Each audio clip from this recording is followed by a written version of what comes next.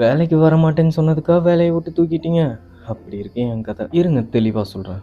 இதான் நான் வேலை செய்ற பஸ். இந்த பஸ்ஸ பத்திரமா பார்த்துக்கணும். கூட இருக்கிறவங்களுக்கு ஹெல்ப் பண்ணணும். அதான் என்னோட வேலை. என் கூட டாக்டர் அண்ட் டிரைவர் 2 பேருமே ஒர்க் பார்ப்பாங்க. அவங்க செம்ம கேரக்டர். அவங்க வேலைய அவங்க பார்ப்பாங்க. என் வேலைய நான் பார்ப்பேன். எந்த ஒரு குறையும் சொன்னதில்ல. ஒர்க்ல எந்த ஒரு இஷ்யூவுமே வந்ததில்ல. அந்த அளவுக்கு பார்த்துக்கிட்டேன். அப்புறம் ஏன்டா உன்னைய வேலைய விட்டு தூக்குனாங்கன்னு கேட்குறீங்களா? என் வேலைய விட்டுட்டு ஞாயித்துக்கிழமை செக்யூரிட்டி வேலை பார்க்க வர சொன்னாங்க. ஒரு ஞாயித்துக்கிழமை இல்ல.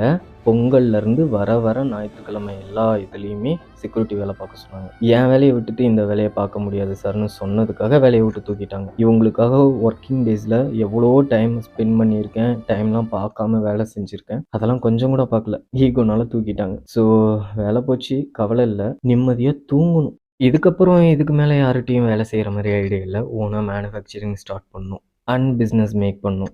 அப்படி என்ன பிசினஸ் பண்ண போறேன்னு தெரிஞ்சுக்க மறக்காம ஃபாலோ பண்ணிட்டு ஒரு லைக் மட்டும் தட்டி விடுங்க. வெயிட் பண்ணுங்க. என்னன்னு கூடிய சீக்கிரம் சொல்லிர்றேன்.